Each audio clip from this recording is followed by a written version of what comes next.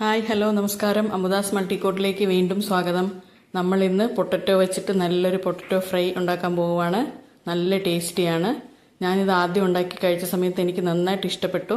അപ്പം നിങ്ങളുമായിട്ട് ഈ വിഭവം പങ്കുവയ്ക്കാമെന്ന് വിചാരിച്ചു. അതുകൊണ്ടാണ് ഈ വീഡിയോ ഇടുന്നത്. നമുക്ക് എങ്ങനെയാണ് ഉണ്ടാക്കുന്നത്, എന്തൊക്കെ വേണം നോക്കാം. ഞാനൊരു കടായി അടുപ്പത്ത് വെച്ച് കൊടുത്തിട്ടുണ്ട്.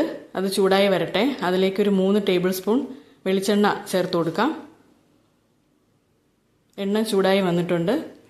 അതിലേക്ക് 1 ടീസ്പൂൺ കടുക് ചേർത്ത് കൊടുക്കാം. അതിൻ്റെ കൂടെ തന്നെ 1 ടീസ്പൂൺ കടലപ്പരിപ്പ്, 1 ടീസ്പൂൺ ഉഴുന്ന് പരിപ്പ്, പിന്നെ ഒരു 1/2 ടീസ്പൂൺ പെരിഞ്ജീരകം,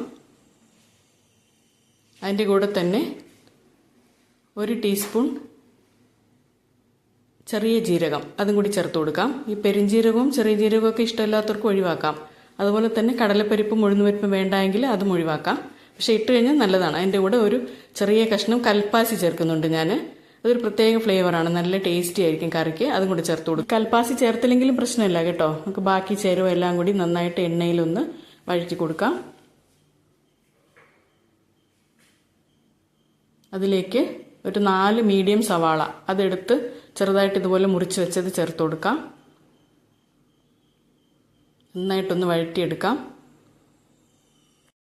അതിൻ്റെ കൂടെ 2 തണ്ട് കറിവേപ്പില ചേർത്ത് കൊടുക്കുന്നുണ്ട്. കൂടെ തന്നെ 4 പച്ചമുളക് നെടുകെ കീറിയത് അതും കൂടി ഇട്ട് കൊടുക്കാം. നമ്മൾ എരിവിനായിട്ട് പച്ചമുളകാണ് ചേർക്കുന്നത്. അതും ചേർത്തിട്ട് നന്നായിട്ടൊന്ന് വഴറ്റിയെടുക്കാം. ഈ സവാള ചെറുതായിട്ടൊന്ന് ബ്രൗൺ നിറം ആകണം, അതുവരെ നമുക്കൊന്ന് വഴറ്റി കൊടുക്കണം. ഇടയ്ക്ക് നമുക്ക് അടച്ചു വെച്ച് കൊടുക്കാം.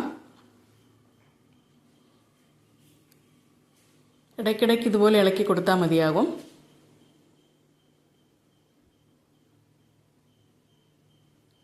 ഇതിലേക്ക് ഇനി കുറച്ച് ഉപ്പ് ചേർത്ത് കൊടുക്കാം.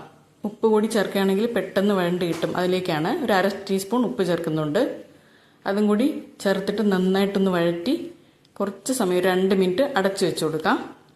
അത് കഴിഞ്ഞിട്ട് നമുക്ക് തുറന്ന് നോക്കാം. അടയ്ക്കാം. സവാള നന്നായിട്ട് ബ്രൗൺ കളറായി വന്നിട്ടുണ്ട്. കണ്ടോ, നല്ല കളറായിട്ടുണ്ട്. ഇനി ഇതിലേക്ക് ഇഞ്ചി വെളുത്തുള്ളി പേസ്റ്റ് അല്ലെങ്കിൽ ചതച്ചത് എന്തായാലും കുഴപ്പമില്ല ചേർത്ത് കൊടുക്കാം. ഒരു 2.5 ടീസ്പൂൺ ഇഞ്ചിയും വെളുത്തുള്ളിയും കൂടി ചതച്ചത് ഞാനിതിൽ ചേർത്ത് കൊടുക്കുന്നുണ്ട്. അതും കൂടി ചേർത്തിട്ട് നന്നായിട്ട് വഴറ്റിയെടുക്കാം. ഈ സമയം തീ സിമ്മിൽ വെക്കണം, അല്ലെങ്കിൽ ഇഞ്ചിയും വെളുത്തുള്ളിയും കരിഞ്ഞു പോകും. നന്നായിട്ട് പച്ചമണം പോകുന്നവരെ ഒന്ന് വഴറ്റിയെടുക്കാം.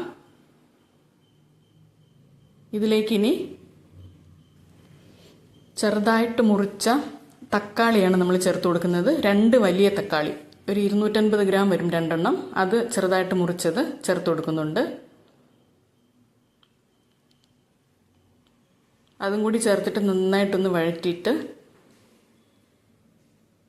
വീണ്ടും ഒരു 2 മിനിറ്റ് സമയത്തേക്ക് ഒന്ന് അടച്ചു വെച്ച് കൊടുക്കാം.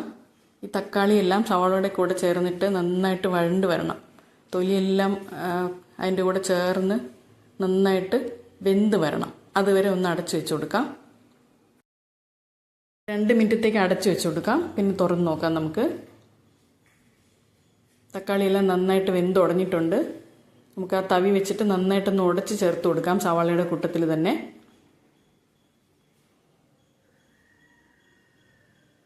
നന്നായിട്ട് വെന്തിട്ടുണ്ട്.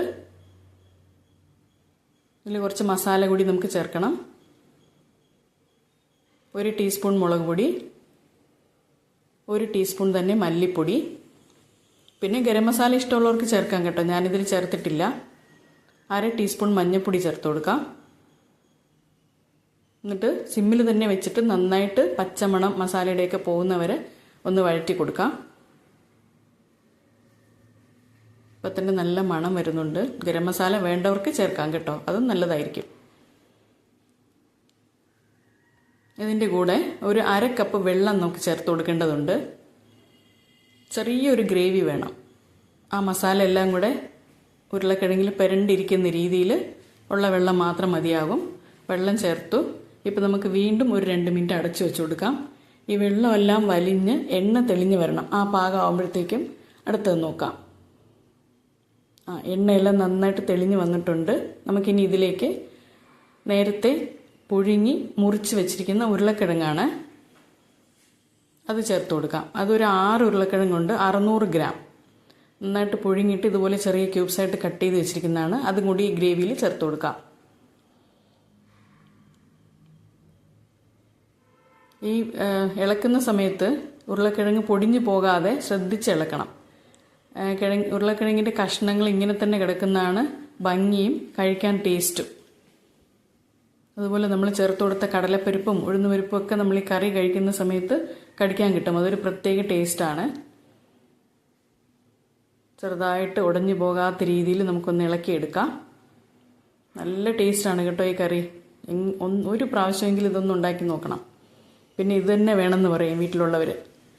ഇനി ഇതിൻ്റെ കൂടെ ഒരു 1/2 കപ്പ് മല്ലിയില ചെറുതായിട്ട് അരിഞ്ഞു വെച്ചത് അതും കൂടെ ചേർത്ത് കൊടുക്കാം.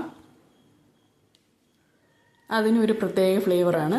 എന്നിട്ട് വീണ്ടും നന്നായിട്ടൊന്ന് പൊടിയാതെ ശ്രദ്ധിച്ചൊന്ന് ഇളക്കിയെടുക്കാം.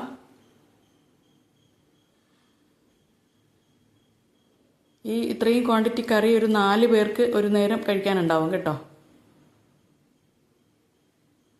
ഇനി വേണ്ട ഉപ്പ് കൂടി ചേർത്ത് കൊടുത്തിട്ടുണ്ട് അതിൻ്റെ കൂടെ. അത് റെക്കോർഡായിട്ടില്ല. ഇത് നിങ്ങളെല്ലാവരും ഒന്ന് ഉണ്ടാക്കി നോക്കുക, ഫീഡ്ബാക്ക് അറിയിക്കുക. നല്ല കറിയാണ്. നമുക്ക് ബൗളിലേക്ക് മാറ്റി വയ്ക്കാമെങ്കിൽ. അടുത്തൊരു വീഡിയോയിൽ കാണുന്നതുവരെ നന്ദി, നമസ്കാരം.